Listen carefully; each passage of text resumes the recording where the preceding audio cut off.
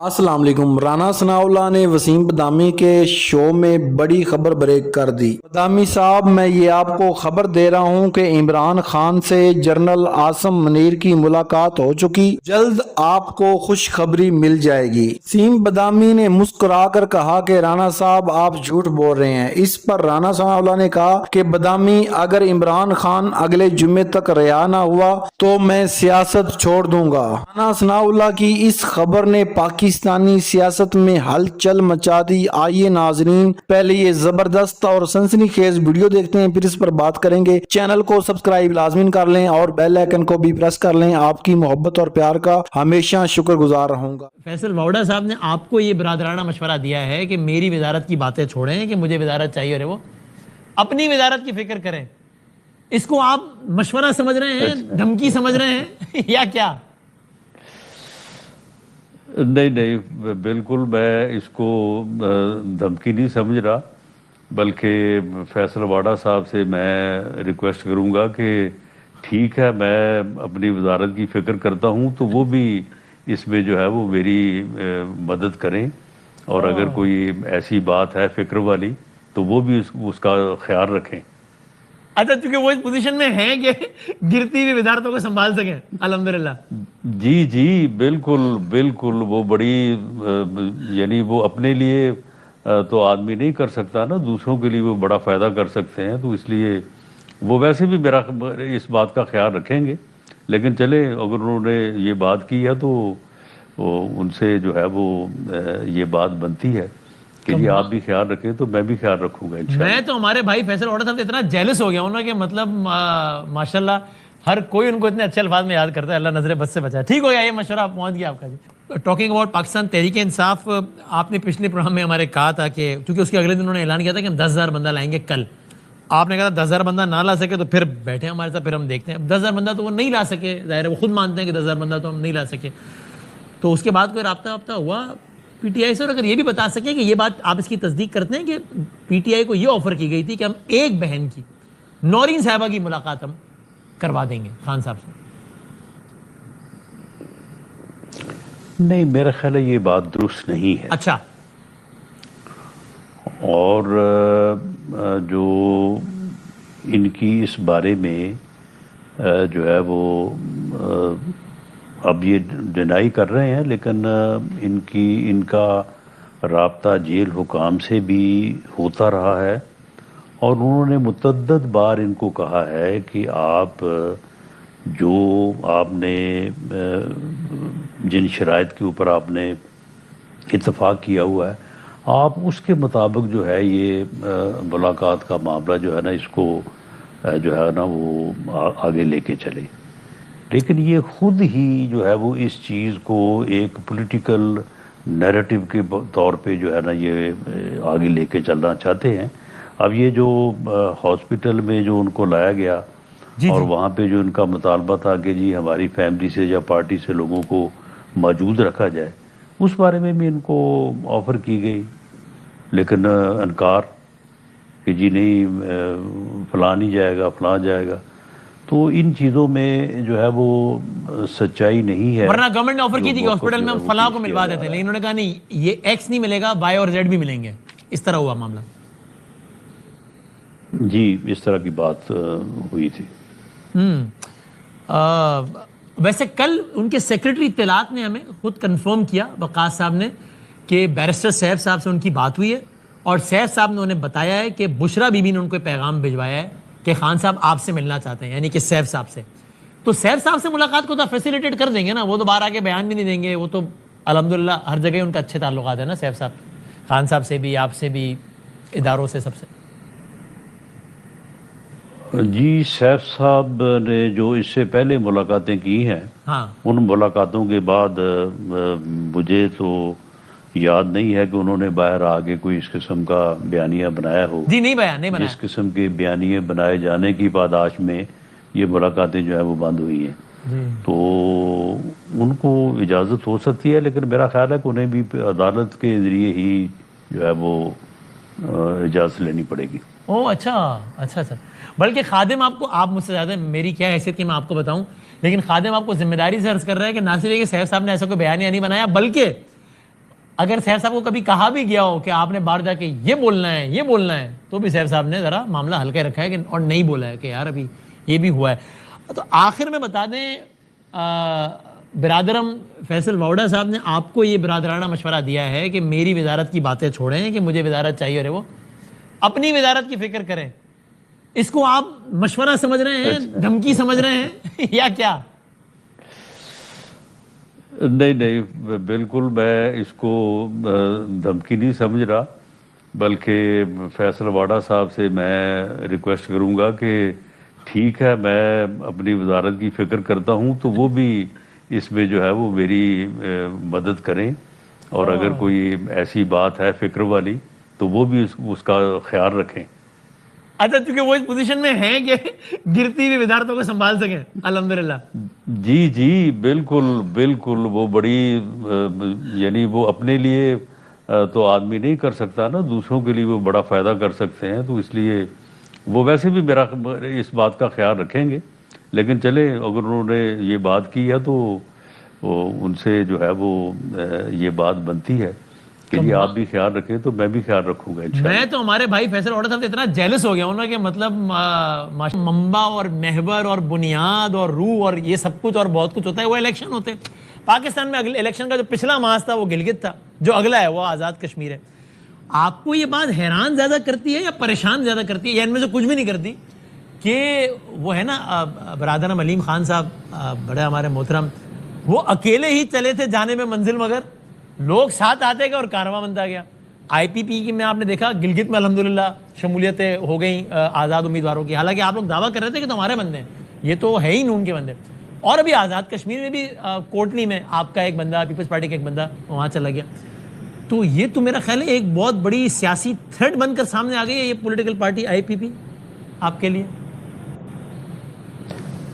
نہیں دیکھیں, وہ حالات کا جبر ہوتا ہے. وہ جو آپ بات کر رہے ہیں گلگت بلتستان کی, تو وہاں پہ 5 آزاد امیدوار کینڈیڈیٹ جو تھے جو کامیاب ہوئے تھے. جی ہاں, یعنی منتخب 5 لوگ تھے جو ایز انڈیپینڈنٹ جو ہے وہ کامیاب ہوئے تھے. ان میں سے 2 کو ہم نے سپورٹ کیا تھا. جی ہاں, لیکن ان 5 کا یہ کہنا تھا کہ جی ہم آپ کے ساتھ شامل ہونے کو تیار ہیں, لیکن آپ حکومت بنانے کا وعدہ کریں. جو 2 ہماری وجہ سے یا ہماری حمایت سے جیتے تھے, ان کا بھی یہی مطالبہ تھا کہ جی آپ اگر حکومت بنانے کا وعدہ کریں یا حکومت بنانے کی کوشش کریں تو ہم آپ کے ساتھ, کیونکہ آپ نے ہمیں جتوایا ہے تو ہم واپس آنے کو تیار ہیں. تو آپ نے ان سے نہیں کہا کہ اصولی بات تو یہ ہے کہ ہم نے آپ کو جتوایا تو آپ وہ کریں جو ہم کہہ رہے ہیں, ورنہ خود جیت جاؤ یار, پھر وہ کرو جو کرنا ہے, پھر شامل ہو جاؤ حکومت میں جو کرنا ہے. لیکن ان کا یہ خیال تھا کہ گلگت بلتستان میں فلاں دفعہ الیکشن ہوئے تو جو پارٹی برس اقتدار تھی پاکستان میں یا فیڈرل وفاق کی سطح پہ, تو ان کی 4 سیٹیں تھیں تو انہوں نے حکومت بنائی. فلاں دفعہ جو ہے وہ 6 سیٹیں تھیں تو انہوں نے حکومت بنائی. تو اب آپ کے پاس 8 ہیں تو آپ کیوں نہیں حکومت بنانے جا رہے؟ لیکن ان کو یہ کہا گیا کہ بھئی ہم نے یہ اصولی طور پہ فیصلہ کیا ہے کہ جو سنگل پارٹی بھلے اس کے پاس اکثریت نہ ہو لیکن وہ میجورٹی پارٹی ہو, تو ہم اسے حکومت بنانے کا جو ہے وہ حق دیں گے. اگر ہمارے پاس ہوگا تو ہم ایکسرسائز کریں گے, اگر کسی اور کے پاس ہوگا تو ہم اس کو تسلیم کریں گے. تو وہ کیونکہ پیپلز پارٹی کی ہم سے 1 یا 2 سیٹیں زیادہ ہیں, تو لہٰذا پیپلز پارٹی کو جو ہے وہ پی ایم ایل این کی لیڈرشپ نے حکومت بنانے کے لیے کہا ہے. تو پھر انہوں نے جو ہے وہ ناظرین کرام, آپ لوگوں سے میرا ایک سوال ہے کہ جو گلگت میں الیکشن ہوئے ہیں, کیا ان میں دھاندلی نہیں ہوئی؟ کیا وہ الیکشن صاف اور شفاف تھے؟ اپنی رائے کا اظہار کمنٹ سیشن میں ضرور کریں, آپ کی رائے ہمارے لیے بہت اہم ہے. شکریہ.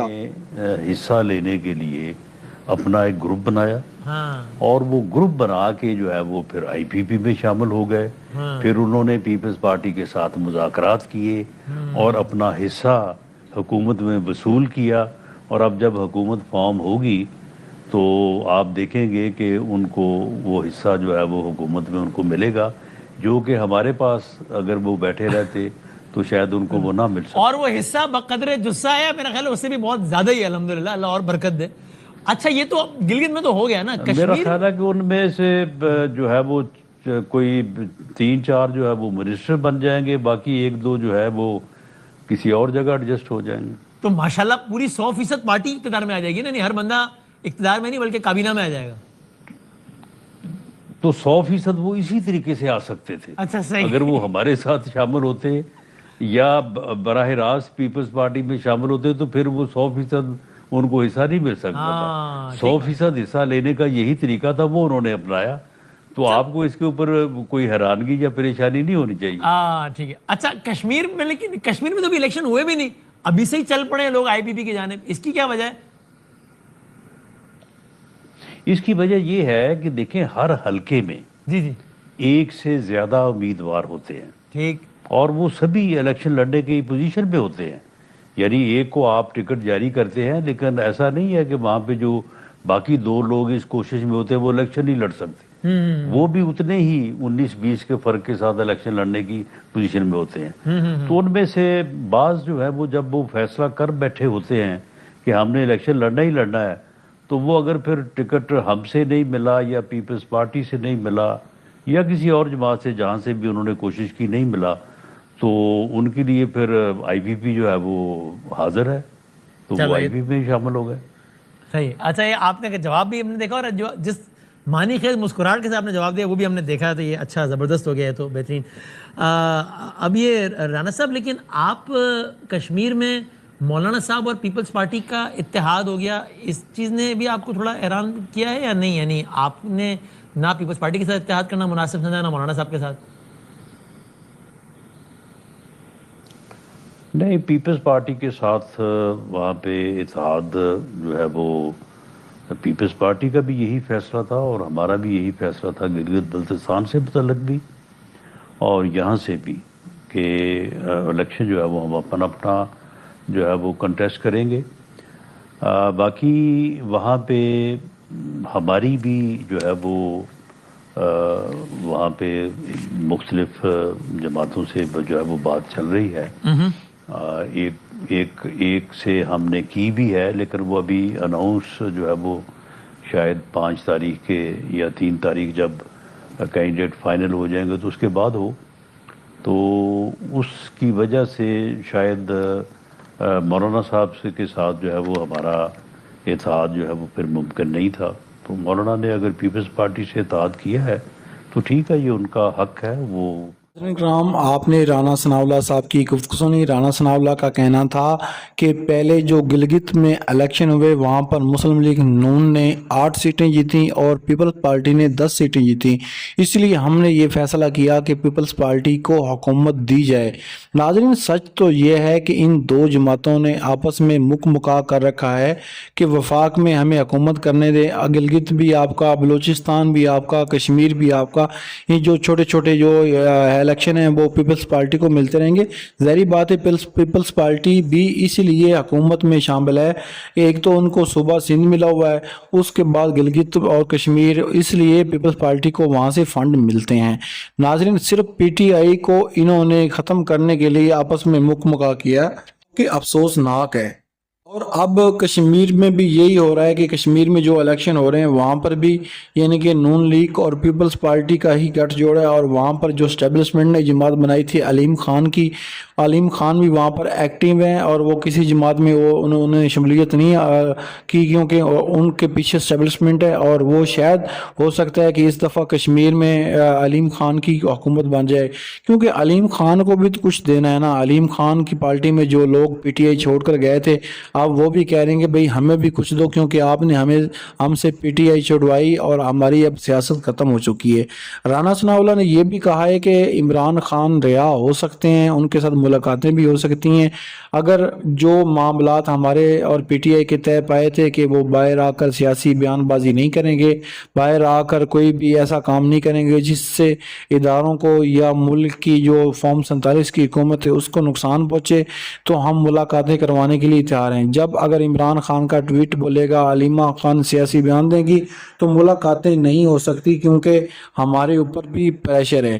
رانا ثناء اللہ کو یہ بھی پتہ ہے کہ ان کی جو حکومت ہے وہ فارم 47 اور دھاندلی کے ذریعے بنی، مگر رانا ثناء اللہ یہ کہتے ہیں کہ اگر ہماری حکومت دھاندلی کے ذریعے بنی ہے تو عمران خان کی جو حکومت بنی تھی وہ بھی تو RTS بیٹھا تھا تو حکومت بنی تھی۔ تو ناظرین جو آپ کو پتہ ہے کہ ایک سپریم کورٹ کا فیصلہ تھا جو فائز عیسیٰ کی عدالت نے دیا تھا، جس کی وجہ سے PTI سے بلہ چھین لیا گیا اور PTI کو میدان سے باہر رکھا گیا۔ اس کے باوجود بھی PTI کو 200 سے زیادہ انتخابی نشان الاٹ ہوئے، جس میں ذہین قریشی یا میر بانو قریشی کو جوتے کے نشان دیے گئے صرف تذلیل کرنے کے لیے۔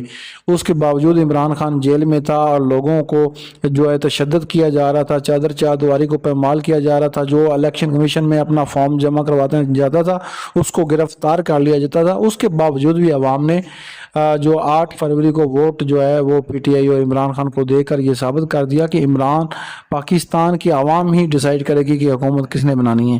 مگر افسوس سے کہنا پڑتا ہے کہ سب اداروں نے مل کر ایک ایسی حکومت بنا دی جو کہ عوام کا منڈیٹ یا عوام کا ووٹ لے کر نہیں آئی۔ تو اس حکومت کی کوئی بھی اخلاقی طور پہ حیثیت نہیں ہے۔ تو ہمیں چاہیے کہ ہم جس پارٹی کو عوام ووٹ دے اسی کی حکومت بننی چاہیے کیونکہ وہ سب سے بہترین ہے۔ ناظرین اگر آپ کو یہ ویڈیو اچھی لگی تو ویڈیو کو لائک کر دیں، چینل کو سبسکرائب کر لیں اور بیل آئیکن کو پریس کر لیں۔ آپ کی محبت اور پیار کا شکر گزار ہوں۔ ملتے ہیں نیو ویڈیو میں، تب تک اپنے میزبان کو اجازت دیجیے۔ اللہ حافظ۔